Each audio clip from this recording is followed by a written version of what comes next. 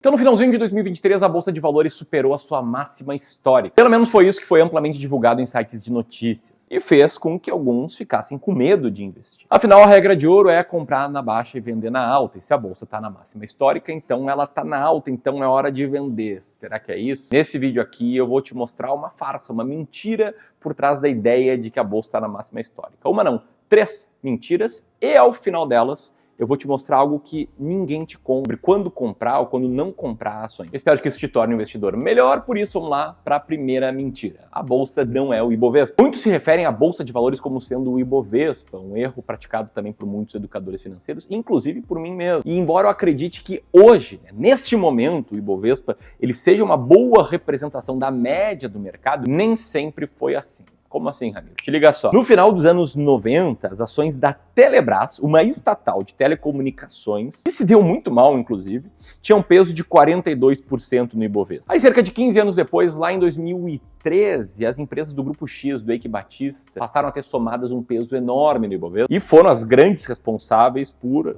parte alta da queda do Ibovespa naquele ano. E quanto mais essas ações caíam, mais elas ganhavam peso na carteira do Ibovespa. Por que isso? Porque até o final de 2013, o peso de uma ação no Ibovespa, ele era proporcional à liquidez dessa ação. Ou seja, quanto mais ela era negociada, maior era o peso no Ibovespa. Só que nenhum índice praticamente no mundo usa a liquidez como principal fator. O S&P 500, por exemplo, o principal índice da Bolsa Norte-Americana, usa o valor de mercado. Então, quanto maior é o tamanho de uma empresa cujas ações são listadas na bolsa, maior vai ser o peso dela. E esses outros índices são muito melhor diversificados. Enfim, isso fez com que o Ibovespa mudasse as regras depois de 45 anos, para dar justamente aí mais peso ao valor de mercado. E o que aconteceu depois que o Ibovespa mudou as suas regras? Ele ficou praticamente igual a outro índice chamado de IBRX. As novas regras do Ibovespa entraram em vigor no dia 1º de janeiro de 2014 e olha só a variação do Ibovespa e do IBRX nesse período, 2014 para cá. Nem dá para ver que se tratam de duas linhas diferentes, porque uma fica em cima da outra, né? A linha azul fica em cima da linha verde, ou vice-versa, que a performance desses índices passou a ser praticamente igual. Uma diferença em 10 anos de cerca de 1,5% de retorno. Então, se a gente quer olhar a Bolsa de Valores como um todo no passado, a gente não tem que olhar para o Ibovespa, a gente tem que olhar para o IBRX, que, diga-se de passagem, desde que existe, desde janeiro de 1996,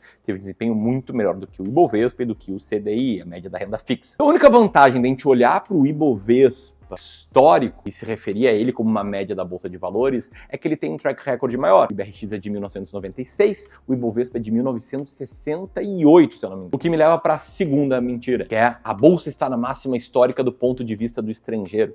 Quando as pessoas falam que a Bolsa está na máxima histórica, parece que é universalmente, todo mundo está olhando a Bolsa, está vendo ela na máxima histórica. Mas vale lembrar aqui que parte relevante do fluxo de investimento na Bolsa brasileira é feita pelo investidor estrangeiro, que olha a Bolsa em dólar. E embora, como mostra esse gráfico aqui do Clube dos Poupadores, a Bolsa em dólar tenha sido um excelente investimento no longo prazo, perceba que o pico dela foi ali em 2008 e ela ainda não se recuperou desse pico. Ela não está na máxima histórica. E o bacana desse gráfico, você acabou de ver, é que ele traz duas conclusões. A primeira é que a Bolsa sobe pra caramba no longo prazo. A segunda é que faz tempo que ela ainda não superou a sua máxima histórica. Lembrando que em 2008 a Bolsa bateu cerca de 70 mil pontos e o dólar estava numa cotação bem abaixo em relação ao real do que hoje. Eu falo que a Bolsa ainda não superou a sua máxima histórica em dólares, eu não me refiro apenas ao Ibovespa, me refiro também ao IBRX. Te liga só nesse estudo feito pela equipe aqui de Wealth do Clube do Valor. Ela mostra o Ibovespa, fechamento de ano a ano e também dolarizado.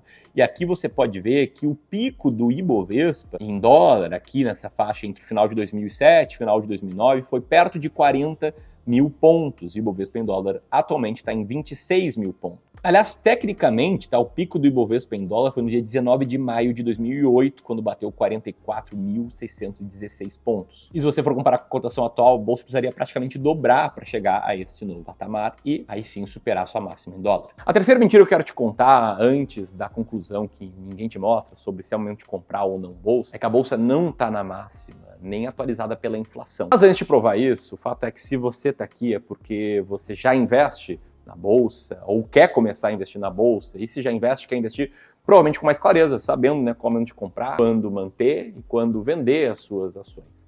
E se esse é o seu caso, eu escrevi recentemente um material completo sobre a Bolsa de Valores. Ele é tão completo que eu chamei ele de Guia Completo de Ações, que é uma leitura obrigatória para todo mundo que quer levar a sério seus investimentos na Bolsa de Valores. Tá? Isso aí vai desde o básico, do básico, até o avançado, falando de risco, falando de potencial de retorno, falando de dados históricos, mostrando um monte de tabela, um monte de dados que pouquíssimas pessoas acabam te mostrando, pelo menos aqui no universo de educação financeira. E o legal é que esse guia está sendo disponibilizado pelo menos por hora, de forma totalmente gratuita. É muito fácil você baixar a sua cópia dele, basta apertar nesse botão aqui ou no primeiro link na descrição, beleza? Então, enquanto você vai baixando seu material, vamos lá para a terceira mentira, que a bolsa está na máxima já atualizado pela inflação. Vamos voltar aqui para o estudo do Clube do Valor e vamos dar uma olhada aqui no Ibovespa atualizado pelo IPCA. A gente ajusta o Ibovespa passado pelo IPCA do período. E aí você pode ver que a bolsa chegou a fechar 2009 aos 153 mil pontos, atualizado pelo IPCA. Tinha fechado antes disso 2007 a 157 mil pontos. E mais, a máxima da bolsa no dia 20 de maio, um dia depois da máxima em dólar, atualizado pela inflação, foi em 177 mil pontos. Considerando que hoje a bolsa está perto dos 130 e poucos mil pontos, o fato é que ela teria que crescer bastante também para superar a inflação.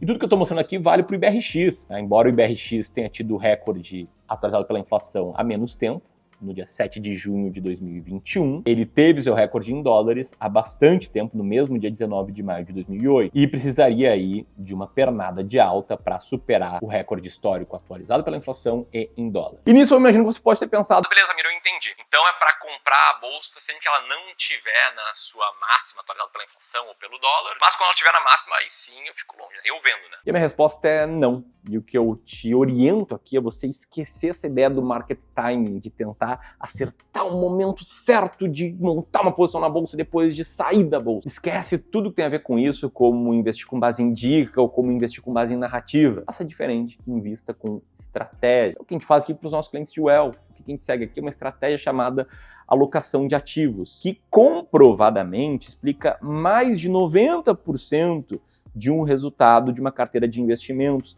enquanto o market timing, é a forma mais comum de se investir, explica apenas 1% da variação de uma carteira de investimento. E olha que loucura, a maioria das pessoas coloca muito foco no market timing e pouco no asset allocation, porque ela é uma ideia menos conhecida e menos popular. A alocação de ativos, em vez do profissional que te ajuda estiver focado em produtos, em vez dele pensar em qual COI ele vai enfiar na tua carteira, em qual CRI desnecessário ele vai te vender, ele pensa na estratégia macro da carteira antes. Uma alocação de ativos-alvo, olhando não para o mercado, mas para você, para os seus objetivos de retorno, para a sua tolerância ao risco, enfim, para a sua própria realidade. Então ela começa com um desenho de uma carteira ideal, exemplo bem padrão, dá 40% renda fixa, 60% renda variável. Aí o profissional vai lá, te ajuda a montar essa carteira, escolher ações, escolher ativos de renda fixa, de preferência com estratégia. A tua carteira vai ficar bagunçada com o passar do tempo, digamos que ações subam e continuam rompendo novas máximas, vai ganhar peso, e aí de 3 em 3 meses a gente faz um negócio chamado de rebalanceamento,